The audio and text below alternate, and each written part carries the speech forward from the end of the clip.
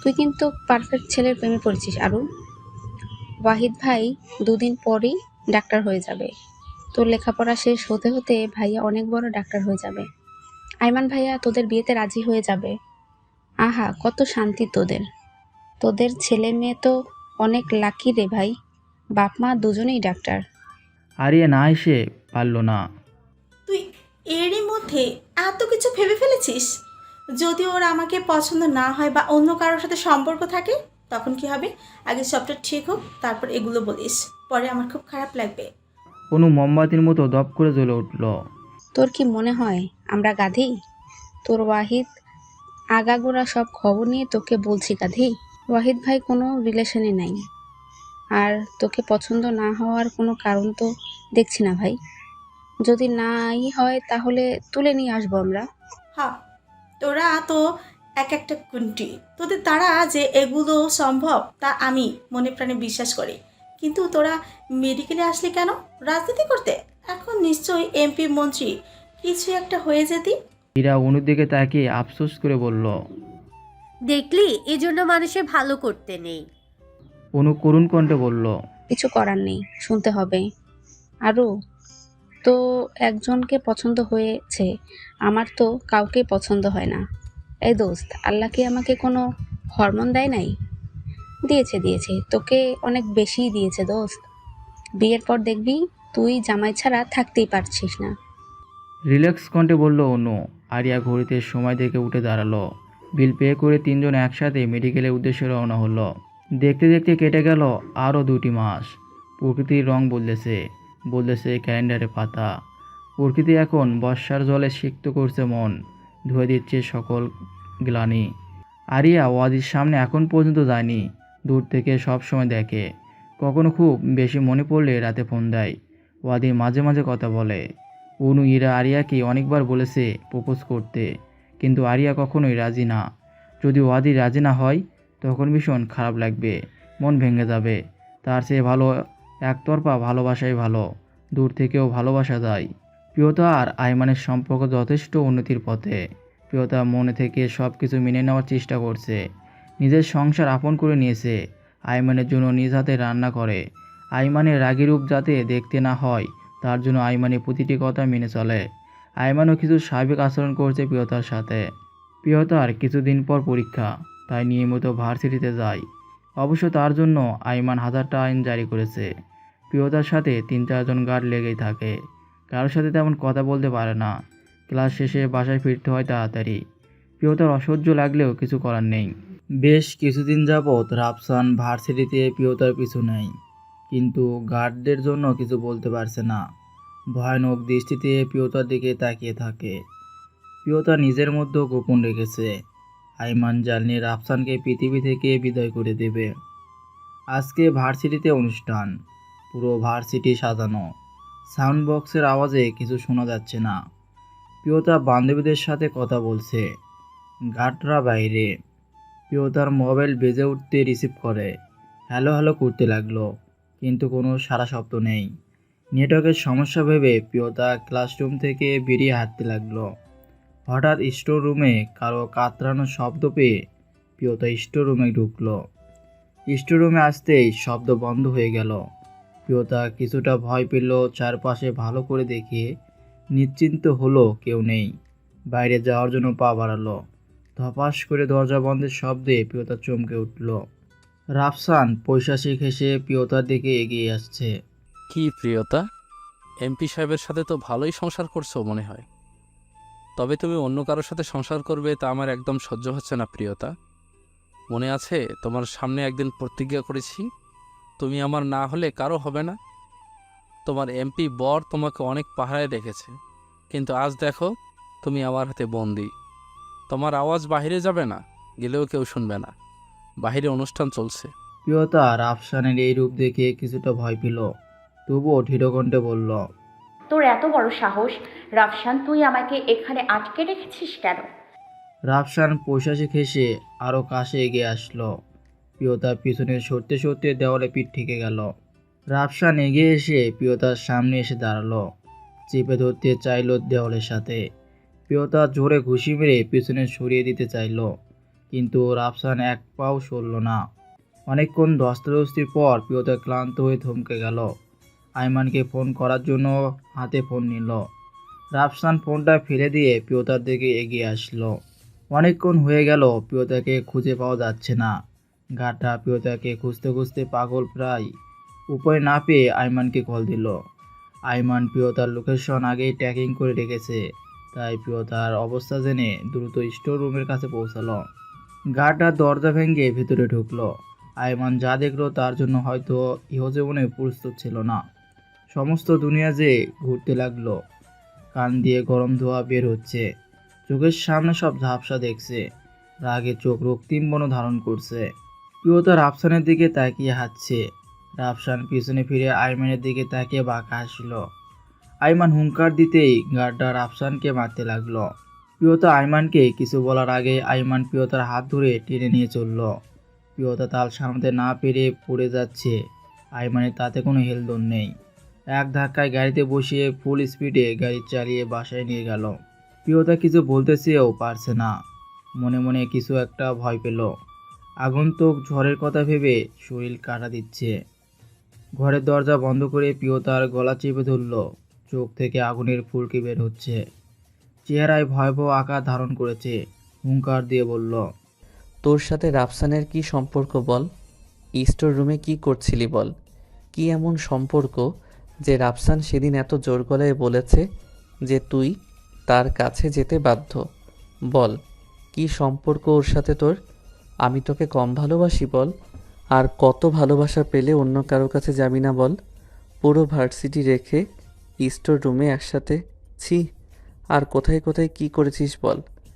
বিয়ের আগেও সম্পর্ক ছিল, এই জন্য আমাকে এতদিন মানতে পারিসনি। সত্যি করে বল। প্রিয়তার কাছে আইমানের এক একটা শব্দ তরোয়ালের মতো বুকে বিচ্ছে। নিজের চরিত্রে এভাবে কলঙ্ক লেপন করেছে, তাও তার স্বামী। না জেনে না বুঝে এভাবে বলতে পারল। প্রিয়তা এক ধাক্কায় আইমানকে সরিয়ে দিল। ভীষণ রেগে ফর্সা চেহারা লাল হয়ে গেছে। প্রিয়তা রাগী কণ্ঠে বলল, অনেক হয়েছে মিস্টার আয়মান মির্জা, আপনি না জেনে না বুঝে এভাবে আমার উপর অভিযোগ দিতে পারেন না। আইমান এগিয়ে আসলো, ধীর কণ্ঠে বলল। সত্যিটা কি বল? সত্যিটা আমিও জানতে চাই। প্রিয়তা দাঁতে দাঁত চিপে বলল, তার কোনো প্রয়োজন এখন আর আমি মনে করছি না। আপনার মতো নিচু মন মানসিকতার মানুষকে আমি কিছু বলতে বাধ্য নই। আপনি সত্যি একটা নোংরা লোক মিস্টার আয়মান মির্জা। কতটা নিচু মন মানসিকতার মানুষ হলে নিজের স্ত্রীকে এভাবে অপবাদ দিতে পারে? আমি আসলে আপনাকে ভুলভাবেই চিনেছি। ভেবেছি বিয়েটা যেভাবেই হোক আপনাকে আমি 3 কবুল বলেই স্বামী হিসেবে গ্রহণ করেছি। আমি মানি বা না মানি আপনার বা পাশেই আমার স্থান। তাই সব কিছু ভুলেও আপনাকে আপন করেছি, ভালোবেসেছি। তার বিনিময়ে আপনি আমাকে কি দিলেন বলতে পারবেন? আমি আপনাকে নিয়ে এতটাই পজিটিভ হয়ে গেছি যে অন্য কেউ আপনাকে ভালোবাসে শুনে আমার কষ্ট হয়, হিংসা হয়। আপনি আমাকে, আমার পরিবারকে ঠিক কতটা কষ্ট দিয়ে আমাকে বিয়ে করেছেন আপনার কোনো ধারণা নেই। তবুও আপনাকে আমি মেনে নিয়েছি। আপনাকে আমি কখনো ভালোবাসবো এটা ভাবিনি। তবুও 3 কবুলের জোরে হয়তো ভালোবেসেছি। কিন্তু আপনি ভালোবাসার যোগ্য ছিলেন না, না কোনোদিন হবেন। যে স্বামী স্ত্রী বিপদের ছায়া না হয়ে চরিত্রে কলঙ্ক লেপে, তার সাথে আমি থাকতে পারবো না এক মুহূর্তও না। আপনার মুখ দর্শনও আমার কাছে বিষের মতো লাগছে। আপনি এক নারীর আত্মসম্মানে আঘাত করেছেন। নারীর সম্মানে আঘাত হানলে নিজের ভালোবাসাকেও পরোয়া করে না। প্রিয়তা চলে যাওয়ার জন্য পা বাড়ালো। আইমান এতক্ষণ প্রিয়তার কথাগুলো হজম করছে। প্রিয়তার এই রূপের সাথে আইমান পরিচিত ছিল না কোনোদিন। আইমান এক পা সামনে এগিয়ে কিছু বলতে চেয়েও পারল না। প্রিয়তার হাতে থাকা ছুরি গলায় ধরে বলল, খবরদার, এক পাও সামনে আগাবেন না। আমি কিন্তু নিজেকে শেষ করে দিব। আপনি আমাকে এখনো চেনেননি মিস্টার আয়মান মির্জা। সেদিন খুব বড় গলায় বলেছিলেন না আপনি আমার প্রতিটা লোমকূপ ছিলেন। এই তার বাস্তবতা। আপনার মতো জঘন্য মানুষটার বন্দিনী হয়ে আমি জীবন কাটাতে চাই না আর। মনে রাখবেন, আজ থেকে প্রিয়তা মারা গেছে আপনার জন্য। প্রিয়তা হনহন করে বেরিয়ে গেল। আইমানও তখনও ঠাই হয়ে দাঁড়িয়ে আছে। প্রিয়তার বলা প্রতিটি কথা কানে বাজছে। চোখের সামনে ভাসছে সেই চিত্রটা। প্রিয়তাকে বিশ্বাস করবে নাকি নিজের চোখকে? চোখে দেখাও তো ভুল হতে পারে। আর প্রিয়তার হাতে হঠাৎ ছুরি কোথা থেকে এলো? ছুরিতে কার রক্ত ছিল? আইমান ধপাস করে বসে পড়ল। সব কিছু এলোমেলো লাগছে। সব কিছু জানতে হবে, কি এমন ছিল সেখানে যা আমি দেখিনি। বিশাল এক বাংলোতে আইমানের গাড়ি থামলো। কোনো দিক না তাকিয়ে বাংলার ভিতরে ঢুকলো। গার্ডদের ইশারা করতেই আইমানকে নিয়ে গেল ধুলাবালি জমা একটা ঘরে। রাফসান অচেতন হয়ে পড়ে আছে। আইমান চোখে মুখে পানি ছিটিয়ে জ্ঞান ফেরার অপেক্ষা করতে লাগলো। রাফসান নড়ে চড়ে বসে নিবু নিবু চোখে চারদিকে তাকালো। আইমান রাফসানের চোয়াল চেপে ধরে তাতে দাঁত চেপে প্রশ্ন করতে লাগলো। তোকে এখন যা জিজ্ঞাসা করব সঠিক উত্তর দিবি। আমি আইমান মির্জা তোকে কথা দিচ্ছি, সঠিক উত্তর পেলেই তোকে ছেড়ে দিব। রাফসান ক্লান্তি স্বরে বলল, বল, কি জানতে চাস? তুই প্রিয়র সাথে কি করছিলি সত্যি করে বল। রাফসান হালকা হেসে বলল, তুই তো নিজের চোখেই দেখলি, আবার জিজ্ঞাসা করছিস কেন? আইমান সজোরে থাপ্পড় মেরে গলা টিপে ধরল। সত্যি করে বল, বলিস না হলে এখনই লাশ ফেলে দিব। রাফসান পৈশাচিকভাবে ঘর কাঁপিয়ে হেসে উঠল।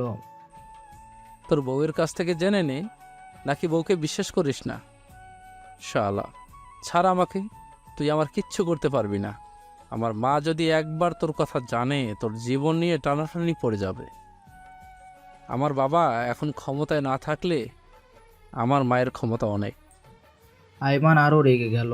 সাদা পাঞ্জাবির পকেট থেকে গুলি বের করে রাফসানের কপাল বরাবর তাক করল। তোর আম্মাজান তোর খবর পেলে তো এক্ষুনি শেষ করে দিব তোকে। সময় ফুরিয়ে এসেছে তোর। রাফসান ভয় পেয়ে ছোটার জন্য মুসরামুসি করছে। আইমানের নজর পড়ল রাফসানের কাটা হাতের দিকে। আইমানের কাছে সব পরিষ্কার হয়ে গেল। দেরি না করে দুটো বুলেট ছিঁড়ে দিল রাফসানের কপালে। সমাপ্ত হলো রাফসানের জীবনকাল। প্রকৃতির নিয়ম বড় অদ্ভুত। কেউ নিজ থেকে কিছু ছেড়ে গেলে প্রকৃতিও কিছু কেড়ে নেয়। প্রিয়তার বাবা আমিরুল ইসলাম বাসার বাইরে। পিয়াস ঘরে মোবাইলে গেমস খেলছে। রিয়ানা বেগম রান্নাঘরে কাজ করছে। কলিং বেলের আওয়াজে দরজা প্রিয়তাকে দেখে কিছুটা অবাক। প্রিয়তার মা অবাক হয়ে প্রশ্ন করল, প্রিয় মা, তুই হঠাৎ কোনো খোঁজ খবর দিলি না? আইমান কোথায়? তোর সাথে আসেনি? প্রিয়তা ধীর কণ্ঠে বলল, আম্মু, তোমার প্রশ্নের উত্তর দিতে এখন ইচ্ছে করছে না। যদি আমাকে রাখতে ইচ্ছে না করে তাহলে চলে যাচ্ছি, হলে গিয়ে থাকবো, চলে যাচ্ছি। রিয়ানা বেগম মেয়েকে জড়িয়ে ধরে বলল, তোর বাড়ি তুই যতদিন খুশি থাক ততদিন থাকবি, আমি তোকে রাখার কে? প্রিয়তা হনহন করে নিজের ঘরে চলে গেল। ধপাস করে দরজা বন্ধ করে বিছানায় শুয়ে পড়ল। রিহানা বেগম তাকিয়ে রইল সেই দিকে। মেয়ে কিছু না বললেও বেশ বুঝতে পারছে বড় কিছু হয়েছে। তার মেয়ে ভালো নেই। চোখের কোণে অজান্তেই পানি জমে গেল। আইমান এলোমেলো হয়ে বাসায় ফিরল। নিজের ঘরে গিয়ে চারপাশ পরখ করতে বুকে হাহাকার সৃষ্টি হলো। প্রিয়তার শূন্যতা খুব করে কষ্ট দিচ্ছে তাকে। মরুভূমির তৃষ্ণার্ত প্রতীকের মতো প্রিয়তার তৃষ্ণা এসে ভিড় করেছে আইমানের হৃদয় গহীনে। আইমান ডয়ার থেকে দুটো ঘুমের ওষুধ বের করে খেয়ে নিল। বিছানায় ছেড়ে দিল নিস্তেজ শরীরটা। চোখের সামনে ভাসছে প্রিয়তমার স্মৃতিগুলো। কষ্টের দ্রুত হয়ে এসেছে। মনে হচ্ছে যুগ যুগ ধরে দেখেনি প্রিয়তমার মায়াবী মুখশ্রী। স্মৃতিগুলো নিত্যদিনের সঙ্গী হলো আইমানের। খুব করে ইচ্ছা করে প্রিয়তমার আলিঙ্গনে জড়াতে। আস্তে আস্তে ঘুম এসে ভিড় করলো আইমানের রক্তিম নয়নে। স্বপ্নের রানী স্বপ্নে বিচরণ করছে। দেখতে দেখতে কেটে গেল 2টি দিন। প্রিয়তা বারান্দায় দাঁড়িয়ে ব্যস্ত শহরটা দেখছে। সবাই ছুটছে নিজ নিজ কাজে। নিজ স্বার্থে কেউ বা সন্ধ্যার পাখির মতো নিড়ে ফিরতে ব্যস্ত। প্রিয়তার বাবা মা কাউকে কিছু বলেনি এখনো। কী করেই বা বলবে নিজের স্বামীর দেওয়া এত বড় কলঙ্কের কথা? বলতে গেলেই তো লজ্জায় মরে যাবে। আমিরুল ইসলামও কিছু জিজ্ঞাসা করেননি আর, শুধু মেয়েকে সাহস জুগিয়েছে। আইমানের গাড়ি থামলো প্রিয়তাদের গেটে। প্রিয়তা বারান্দায় ছেড়ে মায়ের কাছে এলো। আম্মু, আমি ঘরে যাচ্ছি, আমাকে কেউ ডাকলে বলবে আমি এখন কারোর সাথে কথা বলতে চাই না। রিহানা বেগম অবাক চোখে মেয়ের দিকে তাকিয়ে রইল। কিছু না বুঝেও হ্যাঁ সম্মতি দিল। প্রিয়তা ঘরের দরজা বন্ধ করে দিল। রিহানা বেগমের সবটা পরিষ্কার হলো যখন আইমান বাসায় ঢুকলো। আইমান চৌকাতে পা রাখতে চোখ পড়ল কেউ একজন তার দিকে অগ্নি দৃষ্টি নিক্ষেপ করছে। আইমান নতজানু হয়ে শ্বশুরকে সালাম দিল। আমিরুল ইসলাম রাগে থরথর করে কাঁপছে। হুঙ্কার ছাড়ল কণ্ঠে, বলল, কেন এসেছো তুমি এখানে? আমার মেয়েকে জোর করে আবার তুলে নিয়ে যেতে? অবশ্য তোমার মতো ছেলেদের থেকে এগুলো আশা করাই যায়। ইচ্ছে হবে তুলে নিয়ে যাবে, ইচ্ছে হবে ছুঁড়ে ফেলে দিবে। কেন, আমার মেয়েকে কি তোমার কাছে খেলনা পুতুল মনে হয়? চলে যাও এক্ষুনি এখান থেকে, আর কখনো তোমার ছায়া যেন আমার মেয়ের উপর না পড়ে। রেহেনা বেগম স্বামীকে শান্ত করার চেষ্টা করছে, কিন্তু আমিরুল ইসলামের 8 মাসের জমে থাকা ক্ষোভ আজ একসাথে প্রকাশ পাচ্ছে। আমিরুল ইসলাম হাঁপাচ্ছে, তবুও রাগ কমছে না। প্রিয়তা, আমাদের কিছু না বললেও আমার মেয়েকে আমি খুব ভালো করেই চিনি, আর আত্মসম্মানে নিশ্চয়ই তুমি আঘাত করেছো, না হলে আমার মেয়ে কখনো ও বাড়ি থেকে এভাবে চলে আসতো না। বলো কি করেছো তার সাথে? এমন কি অত্যাচার করেছো আমার মেয়েকে, যার জন্য সে তোমাকে ছেড়ে আসতে বাধ্য হয়েছে? আইমান অস্থির কণ্ঠে বলল, বাবা, আপনি একটু শান্ত হন। প্রিয়কে এখানে ডাকেন। সবটা ওর সামনেই বলি। আমি ওকে জোর করে নিয়ে যেতে আসিনি, ওর কাছে ক্ষমা চেয়ে ওকে ফিরিয়ে নিয়ে যেতে এসেছি। প্লিজ বাবা, একবার প্রিয়কে এখানে ডাকুন।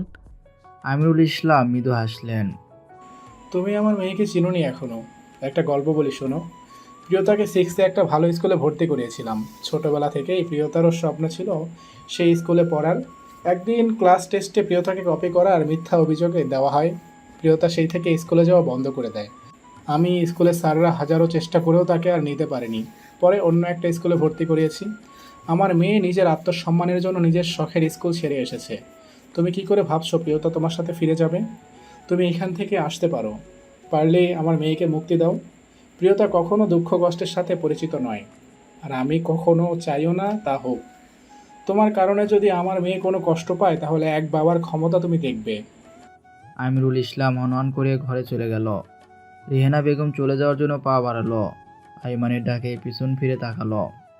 মা, প্রিয়তা কেমন আছে? ভালো। তুই আর কখনো এসো না বাবা। আমার মেয়ে তোমার সাথে দেখা করবে না বলেই ঘরে দরজা বন্ধ করে আছে। আমি চাই না আমার মেয়ে তোমার কারণে অস্বস্তি হোক। রেহেনা বেগম কিছু বলতে পারল না। চোখের কোণে জল জমতে শুরু করলো। আসলে চোখ মুছে চলে গেলেন। আইমান তখনও ঠাই হয়ে দাঁড়িয়ে আছে। একটা সময় এই বাড়িতে কত দাম্ভিকতা দেখিয়েছে, নিজের ভালোবাসাকে জোর করে ছিনিয়ে নিয়েছে, কিন্তু আজ বড় অসহায় লাগছে।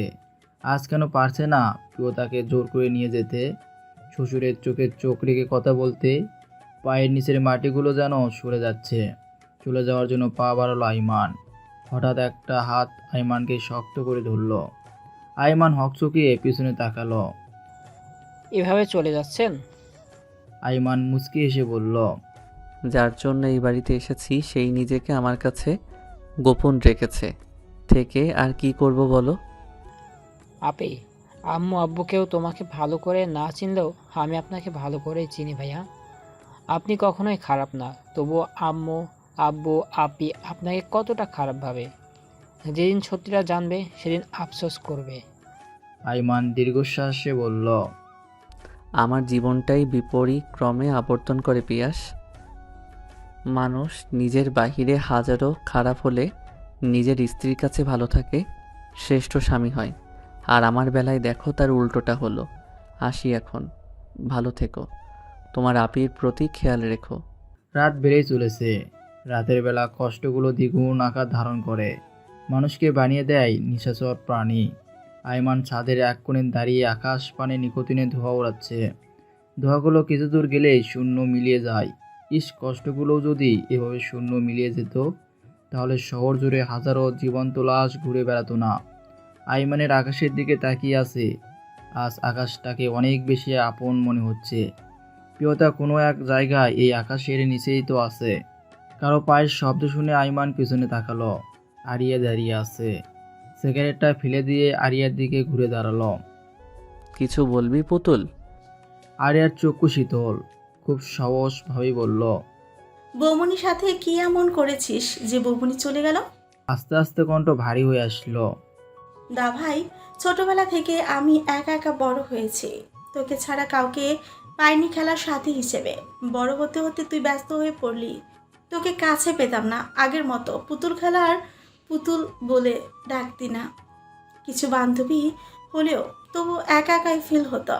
এত সুন্দর রাজপ্রাসাদে আমি থাকতে পারতাম না, একাকিত্ব আঁকড়ে ধরতো। যখন থেকে বৌমণি এসেছে আমার একা লাগতো না। তোর সাথে বৌমণির সম্পর্ক যেমনই থাকুক, আমাকে নিজের বোনের মতোই জানতো। তুই শেষ পর্যন্ত কি করলি মেয়েটাকে? তাড়িয়ে দিলি কেন দা ভাই? কেন? তুই আমার জন্য হলো বৌমণিকে রেখে দিতি। ও চলে গেল আর তুইও যেতে দিলি। আমার বোনের মতো বৌমণিকে তুই কেড়ে নিয়েছিস। আমি আবার একার হয়ে গেছি দা ভাই। তুই আসলে একটা স্বার্থপর দা ভাই। নিজেকে ছাড়া কিছুই বুঝিস না। মা বাবা থাকলে এমনটা হতো না। আমার মাকে খুব মনে পড়ছে। মা কেন আমাকে ছেড়ে চলে গেল? আমি কি জীবনে কাউকে আপন করে পাবো না? আরিয়ার দু নয়ন অশ্রুসিক্ত, টুপটাপ করে বদন বেয়ে নিচে পড়ছে। ধূপধাপ পা ফেলে চলে গেল। আইমানের কষ্টের মাত্রা দ্বিগুণ বেড়ে গেল। বুক পেটে চৌচির হয়ে যাচ্ছে, চোখগুলো লাল হয়ে আছে। ধপাস করে বসে পড়ল। নিজের চুলগুলো খামচে ধরছে, মৃদু আত্মনাদ করছে। দম বন্ধ হয়ে আছে। হঠাৎ এক গগনবিদারী চিৎকার করে উঠল। কেন আমার সাথে এমনটা হয়? সব বিচ্ছেদ কেন আমার ভাগ্যে লেখা? আমি আর পারছি না। আমিও তো রক্তে মাংসে গড়া মানুষ, আমারও তো কষ্ট হয়। কেন সবাই আমাকে ছেড়ে চলে যায়? কেউ বেঁচে থেকেও নেই, কেউ বা নিজের ভালোবাসার জন্য আমাকে একা করে অজানায় পাড়ি জমিয়েছে। অন্য কারো করা পাপের শাস্তি আমি কেন পাচ্ছি? আস্তে আস্তে গলা জড়িয়ে আসলো। চুপ করে তাকিয়ে রইল চিলাকোটার শূন্য দরজার দিকে। আইমান বুকের ভেতরে তোলপাড়টা নিজের রক্তের সম্পর্কের বোনটা পর্যন্ত বুঝলো না। 17 বছর আগের বিচ্ছেদের কথা তুই জানলে হয়তো আজ তুই তোর দা ভাইয়ের পক্ষে কথা বলতি। আমি স্বার্থপর নই রে পুতুল। এই নিষ্ঠুর সমাজ আমাকে স্বার্থপরের খোলসে আবদ্ধ করেছে। তোর থেকে আমি বেশি একাকিত্ব অনুভব করেছি।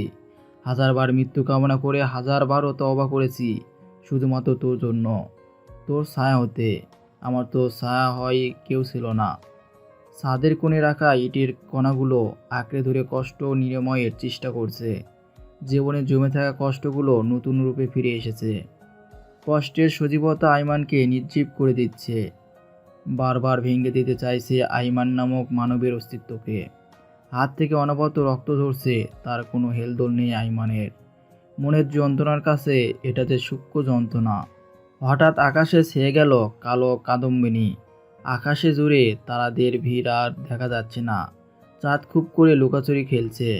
ঝুম বৃষ্টি নেমেছে শহর জুড়ে। শহর জুড়ে সজীবতা ফেরাতে ব্যস্ত প্রকৃতি। খুব করে ধুয়ে মুছে দিতে চায় আইমানের কষ্টগুলো।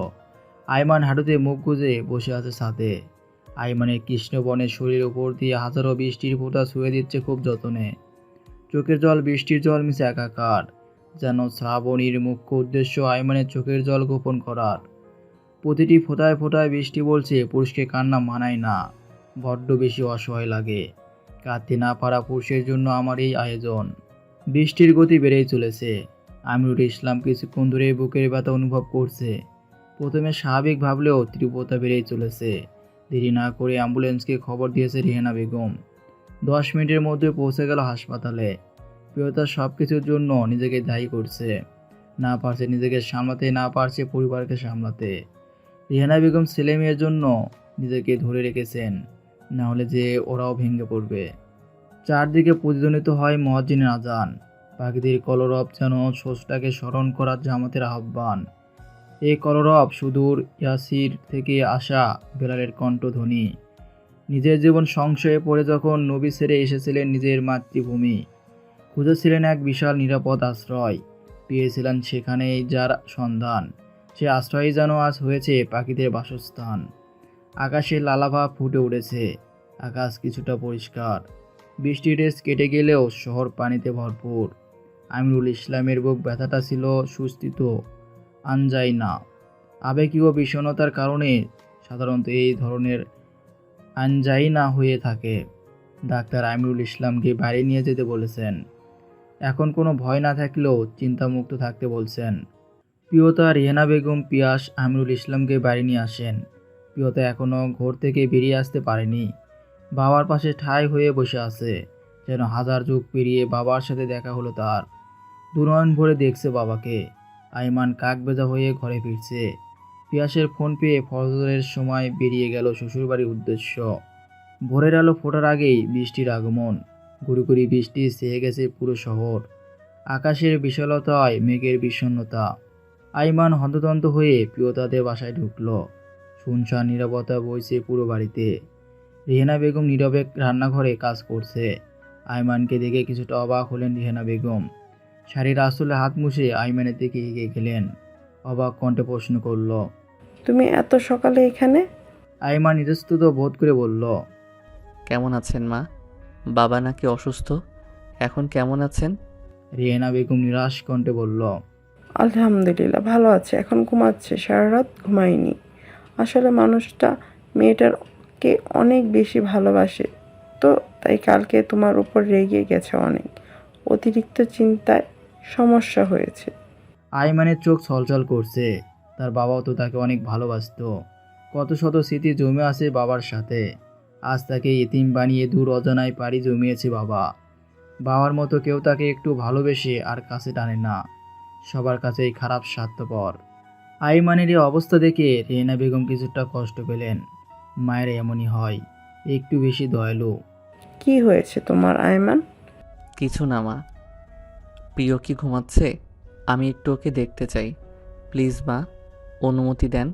রেহেনা বেগম ইশারায় যেতে বললেন। আইমান অনুমতি পেয়ে প্রিয়তার ঘরের দিকে পা বাড়ালো।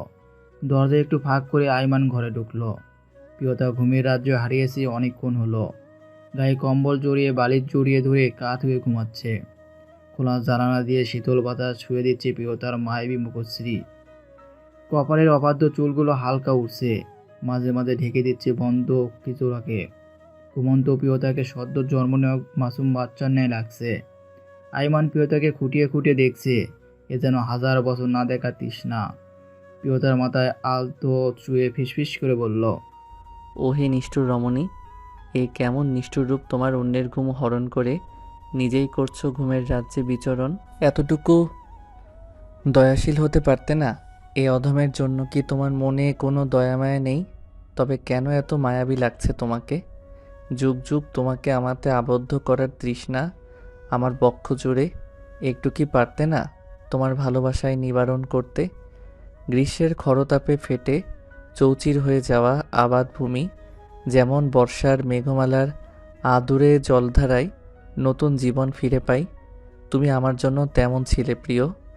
কেন হলে না আমার হাড় কাঁপানো শীতের উষ্ণতা?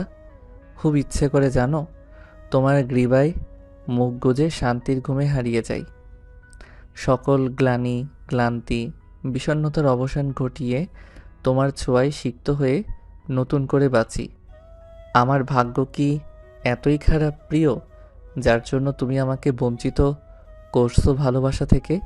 খুব বেশি কি চাওয়া হয়ে যাচ্ছে আমার প্রিয়? তবে একটু শুধু চাইবো তুমি আমাতে আবদ্ধ থাকো আজীবন আমরণ।